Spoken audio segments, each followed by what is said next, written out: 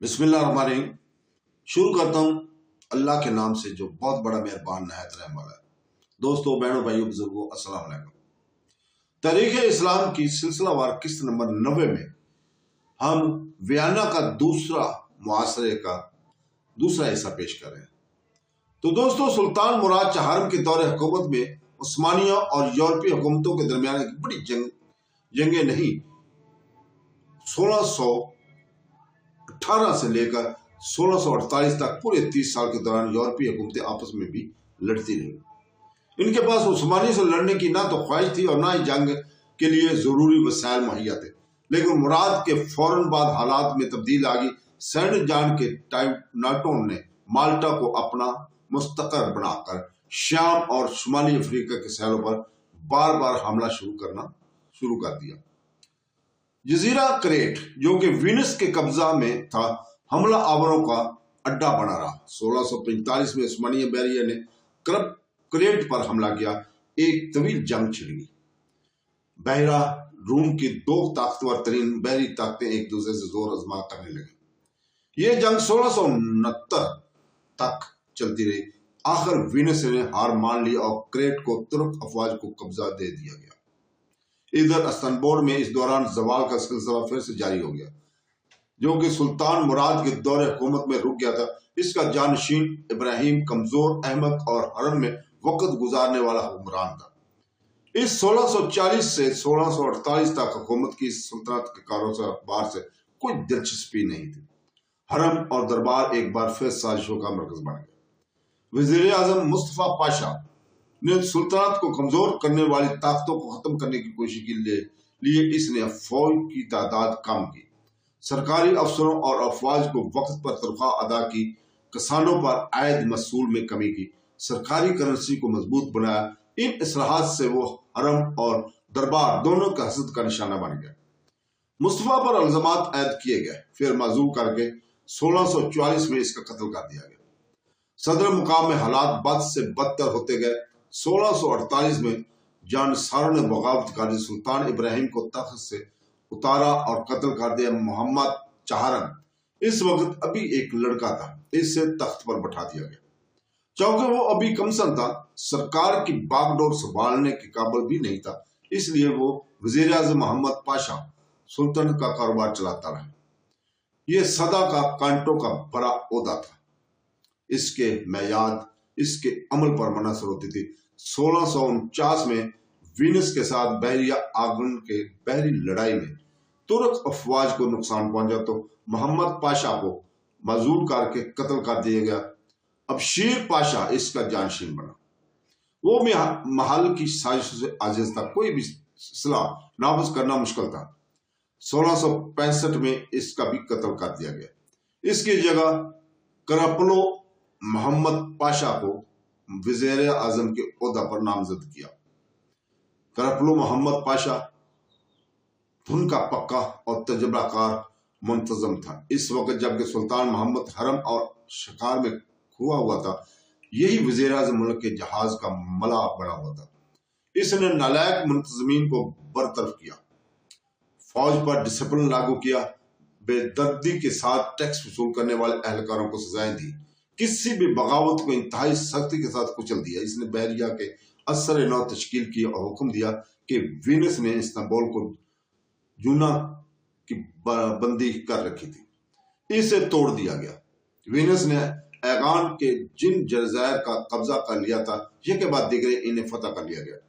आखिरकार वीनस अमन की भीख मांगने पर मजबूर हो गया। सन 1961 में मोहम्मद पाशा का इंतकाल हो गया। 1681 में मोहम्मद पाशा का इंतकाल हो गया। इसके पोते फाजल अहमद पाशा ने वजीर आजम की कुर्सी संभाली। वो तारीख में अदब और फनून लतीफा के दादा के हिस्से से ईसाइयों, यहूदियों और दूसरी अकलियतों के साथ रवादात स्कूल के लिए मशहूर थे। मोहम्मद पाशा और फाजल अहमद का यह दौर, जो कि 1655 से लेकर 1676 तक रहा, तुर्क फनून लतीफा का जरीन दौर कहलाता रहा। दोनों को रेपोसलस हुक्मरानों के ज़ेर कमान उस्मानिया सुल्तनत न सिर्फ इसकी अजमत एक बार फिर बहाल होगी, बल्कि दुनिया में اس کی اہم ترین حیثیت اور فوجی قوت بھی عروج پر پہنچ گئی۔ اسی زمانے میں مرکزی یورپ پر کنٹرول کے لیے عثمانیوں اور ہاپس برگ والوں کے درمیان رسا کشی شروع ہو گئی۔ اس کا خاتمہ سن 1683 میں ویانا پر قبضہ سے ہوا۔ وزیر اعظم نے مطالبہ کیا کہ ہاپس برگ ہنگری میں جاری اپنے دست درازی بند کر دے، ان قلعوں کو توڑ دے جو کہ ہنگری نے اس وقت تعمیر کیے جبکہ ترکی اپنے اندرونی مسائل میں گھرا ہوا تھا، اور سلطان کو باقاعدگی کے ساتھ خراج ادا کرنا شروع کر دے۔ جب ان تمام مطالبات کو مسترد کر دیا گیا تو فالزل احمد نے 1663 میں ہیڈ ایسٹ سے ویانا کی جانب پیش قدمی شروع کر دی۔ جلدی کئی اہم قلعوں پر ترک افواج کا قبضہ ہو گیا۔ ترکوں کے اثر نو تجدید پانے والی فوجی طاقت نے یورپ پر گھبراہٹ طاری کر دی۔ آسٹریا کے ہاپس برگی کیتھولک تھے، انہوں نے ویکنڈ سے مدد کی اپیل کی۔ پوپ ایگزلینڈر ششم نے عثمانیوں کے خلاف مقدس لیگ کی تشکیل کی۔ ونیس، جنیوا اور جرمنی کی ذیلی ریاستوں نے اس پر دستخط کیے۔ فرانس کے 14ویں لونس نے اپنی فوج بھیجی۔ پرتگال اور اسپین سے دور دراز ممالک سے بھی مزید فوج آئی۔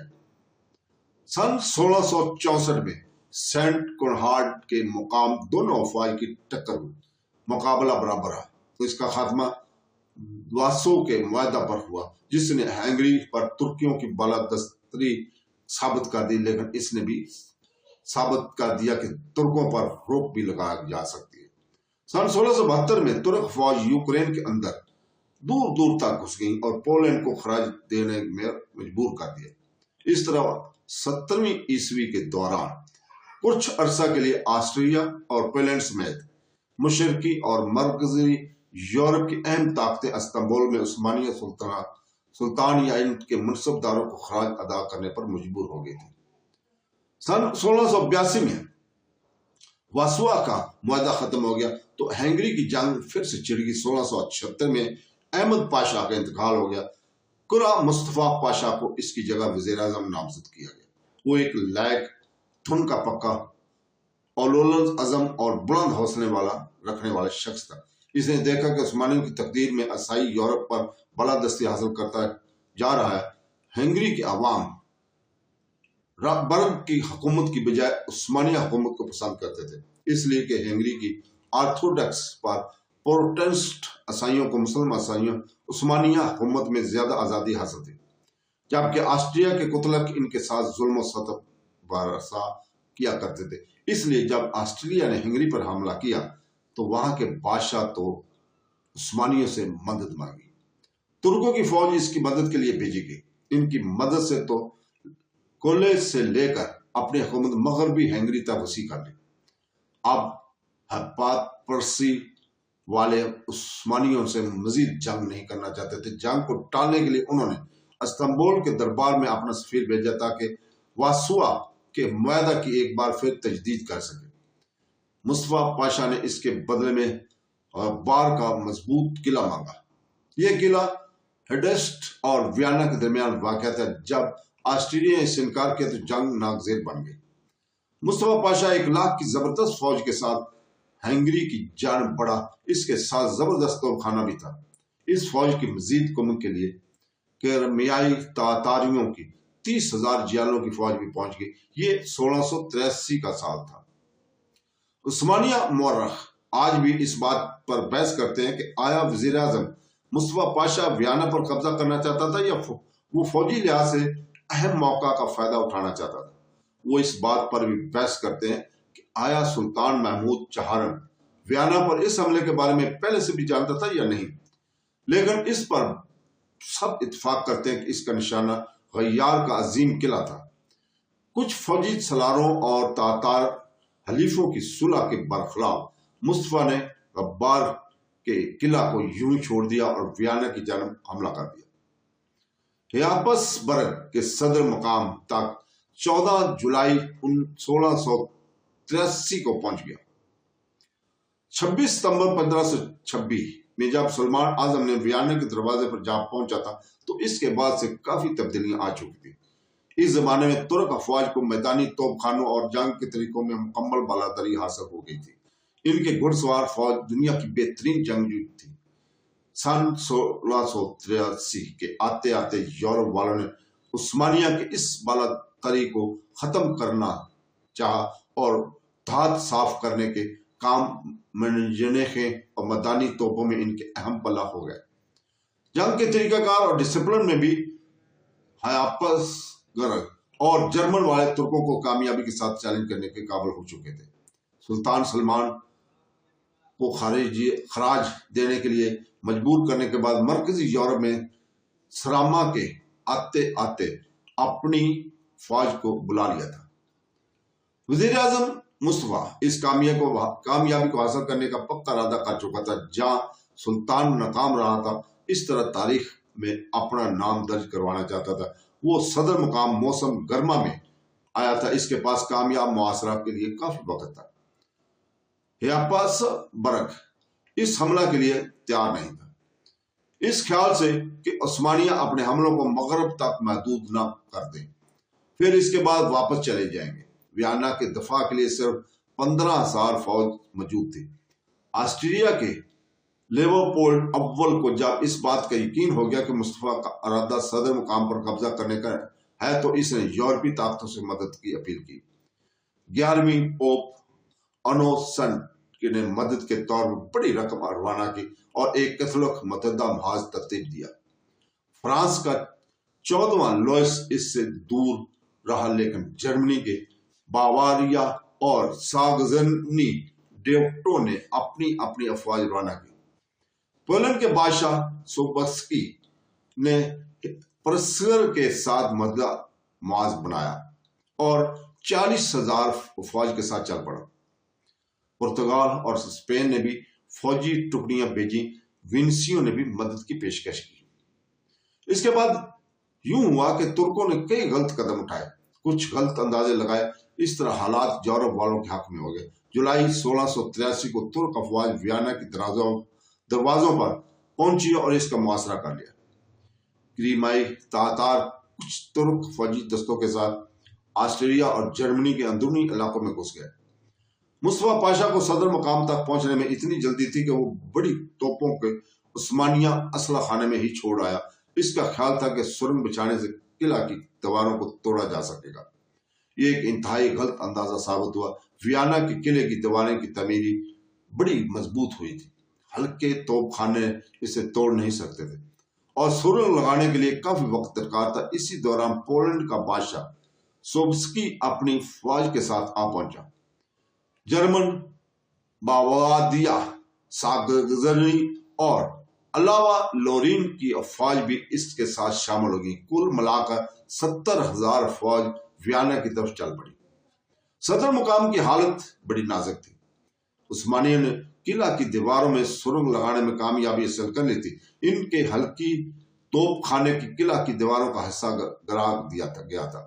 اس حوصلہ مند حملے میں شاید قلعہ فتح ہو ہی جاتا۔ اس فیصلہ کن گھڑی میں عثمانیوں نے بڑی بھیانک غلطی کی۔ انہوں نے کیتھولک افواج کو دریائے وینوب پار کرنے کی اجازت دے دی۔ تمام ترک مورخ اس بات پر متفق ہے کہ مصطفیٰ پاشا نے تاتار خان کو دیار کے حفاظت پر تعینات کیا ہوا تھا، لیکن وہ وزیر اعظم سے حسد کرتا تھا، اس لیے یورپی افواج دریا پار کر رہی تھی تو وہ چپ چاپ کھڑا رہا۔ اس کے بعد مصطفیٰ پاشا نے بھی ایک جنگی غلطی کی، اپنے گھڑ سواروں کے ذریعے یورپی افواج کو روکنے کی کوشش کی۔ یورپی افواج ڈسپلن کی سخت پابند تھی، ان کی قیادت بھی اچھی طرح سے ہو رہی تھی۔ انہوں نے توپ خانہ کا بہتر استعمال کیا اور ایک جذبے کے ساتھ لڑ رہے تھے۔ ان کی نظر میں یہ ایک مقدس جنگ تھی۔ صدر مقام شہر کو بچانا اپنا فرض سمجھتے تھے۔ 12 ستمبر 1683 کو خونی جنگ ہوئی۔ جب ختم ہوئی تو 10,000 مسلمان سپاہی شہید ہو چکے تھے، جبکہ عیسائیوں کا نقصان اس کا آدھا تھا۔ عثمانیوں کو پسپا ہونا پڑا، وہ اپنا خزانہ، ساز و سامان اور مدانی توپیں چھوڑ کر پیچھے ہٹ گئے۔ یورپیوں کی ہاتھوں عثمانیوں کی یہ پہلی بڑی شکست تھی۔ یہ ان کے لیے اتنی ہی زبردست شکست ثابت ہوئی جیسے کہ 1212 میں اسپین کے ہاتھوں الموحدین کے ہوئی تھی۔ اس فتح کے بعد آسٹریا والے ہنگری میں کافی گہرائی تک گھس گئے اور عثمانیوں کی افواج کو دریائے डैन्यूब में परे धकेल दिया। सुल्तान मोहम्मद चहारम, जो अपना वक्त हरम और शिकार में गुजारता था, ने कुरा मुस्तफा को इस शिकस्त का जिम्मेदार ठहराया। इस वक्त जबकि मुल्क संगीन हालात से दोचार था, मोहम्मद शिकार में मगन था। इस हालात को देखकर दरबार, फौज और अवाम में बदजनी फैल गई। 1684 में इस्तांबुल के शेख अल आजम, शेख उल इस्लाम मुफ्ती अली अफिंदी भी इस मुतालबे में शामिल हो गए कि शहनशाह अपने सुल्तानत की हालात को संभाले। आखिरकार फौज ने इस्तांबुल की जानब मार्च किया। सन 1687 में मोहम्मद को माजूल करके कैद कर दिया। इसके भाई सलमान दोम को तख्त पर बैठा दिया गया। वियना का दूसरा मुआसरा यूरोप मुसलमानों के अरूज की आखिरी हद थी। इसकी नाकामी ने तस्लीम अफवाज के खामियों को उजागर कर दिया। टेक्नोलॉजी, डिसिप्लिन, जंगी चालों के मुआजना में यूरोप बेहतर निकला। मुस्लिम दुनिया मात खा गई। उस्मानी की पसपाई के लगभग इसी जमाने में हिंदुस्तान में मुगल हुकूमत मराठों से मात खा रही थी और इधर सफिया शहनशाह भी शुमाली ईरान में रूसी के हाथों शिकस्त से दोचार थी। वियना के बाद उस्मानियों ने यूरोप को कोई खतरा न रहा। हालांकि पुरअज़म और धुन के पक्के तुर्कों ने अपनी अफवाज और इंतजामिया के सुधार और तजदीद नौ के लिए बार बार कोशिशें की। यूरोप ने जारहाना कार्रवाइयां मुसलसल जारी रखी। इनका मकसद पहले तो यलगान और क्या किस से तुर्कों का खात्मा करना था, लेकिन वक्त गुजरने के साथ धीरे धीरे उन्होंने अपनी पेशकदमी शुमाली अफ्रीका और मिस्र की तरफ भी शुरू कर दी थी। आखिरकार सन 1914 से 1918 में होने वाली पहली जंग अजीम में उस्मानिया शहनशाहियत का खात्मा हो गया। उस्मान अपने अरूज की इंतहा पर पहुंचकर ज़वाल पजीर हो गया। यूरोप की इकबाल मंदी का जमाना शुरू हो गया। तो दोस्तों, इसके साथ ही हम इजाजत चाहते हैं। कल इंशाअल्लाह ताला हम आपके सामने अगली किस्त 91 नंबर लेकर आएंगे। अल्लाह हाफ़िज़।